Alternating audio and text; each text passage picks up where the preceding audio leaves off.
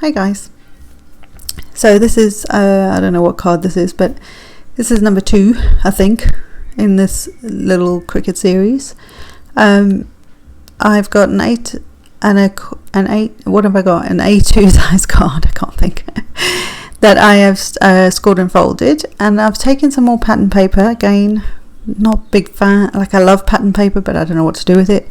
And I've cut that to 4 by 5 1/4, and I'm just using my Versafine ink because it was on my desk, just to edge that, and it just makes it stand out from the back, you know, from the card base.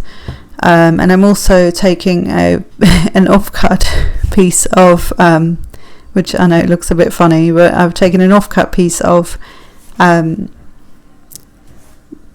die cut. When I've die cut some grass for a different project, I had this piece left over, and I just thought actually I could still use that somehow on this card, or at least that's what my brain thinks. So I decided to do that with this card. So I inked the edges of, like say, the pattern paper and this extra offcut that I have, and I'm going to add some lacy sort of ribbon to it, just to give it something. Again, don't use a lot of ribbon on my cards, and I don't normally know what to do with it, which I know sounds weird, but yeah. So I'm going to not only put a piece of tape down, I'm also going to put some adhesive, some wet adhesive, just so that it really sticks to it, and it won't hopefully come off. Because I'm not going to wrap it around. As soon as you wrap ribbon around a piece of cardstock or a piece of paper, especially because it's thinner, you'll end up with like bulky bits on that edge, and I actually find it hard to stick it flat. If I was using foam adhesive on the back of it to sort of raise that up, it wouldn't be so bad. It would sort of almost like almost hide the fact that there's that bulkiness. But when you're trying to stick things flat, I find it really tricky.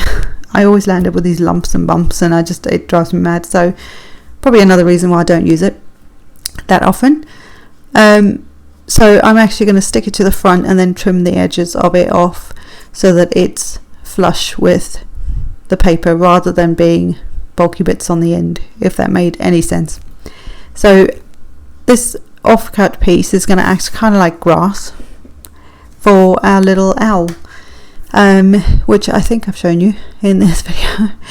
My editing skills are a little out of whack as well. And I've got this little owl. She was cut at 2 3/4, 2.75, depending on the machine you're using. I used a Cricut. It's obviously from Creative Critter, for those who don't know. And I just used some colours that I thought would work together. You'll see here I kind of mess up, and I put on some what do you call it, I stamped my sentiment in balmy blue, thinking I could tie in the blue of her and it's too pale, you just can't see it. So I changed my mind, and I then overstamped it with Versafine Onyx black ink, and I got it as close as possible, but actually it created almost like a shadow, because I obviously didn't stamp it straight on top of it.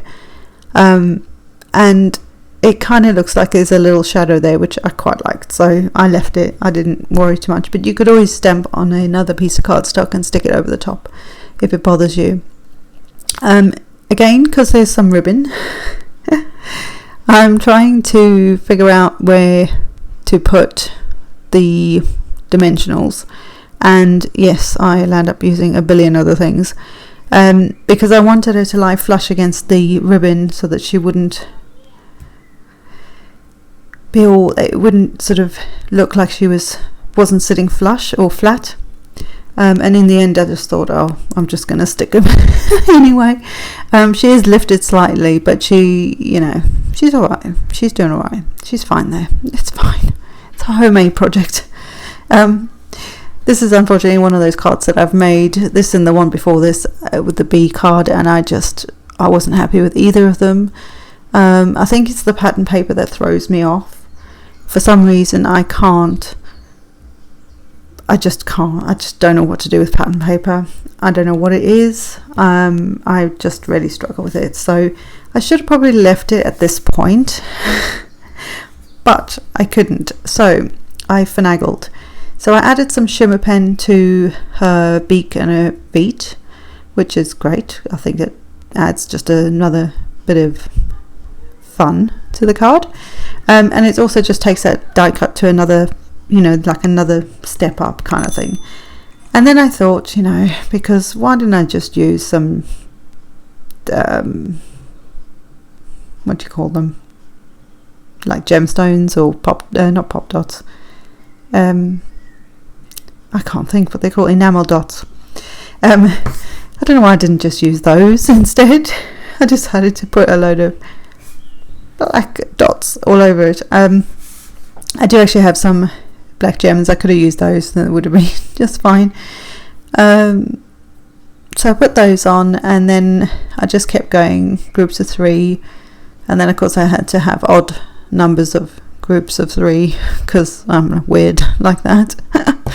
So I tried to make this work, and it does add a little bit of something in the background. I just, you know, like I say, this card was just, for me, was just getting worse and worse by the second. And the ribbon wasn't straight, and then the next bit I do on this with the white gel pen just got, well, it just it just went the way it went. I don't do straight lines anyway, you guys know that. I can never stick anything straight, really. So the ribbon wasn't straight, so therefore my little stitching lines, which you'll see in a bit, were not straight either. So yeah, so the whole point of this is to show you the die cut and pattern paper, and I used an offcut of the when I was die cutting the grass, and it was just to show you that you can still use those pieces for something else, even if the project doesn't quite come out the way you think it's going to. Yeah, but stitching lines are a good way to add some you know, just some added detail to the edge of your card. I could have done it around where the yellow and the pattern paper, you know, where they sort of meet. I could have done it in between there around the yellow bit of the card, and that would look quite cute as well. So I think I'm going to leave it there before I add any more stuff to this card.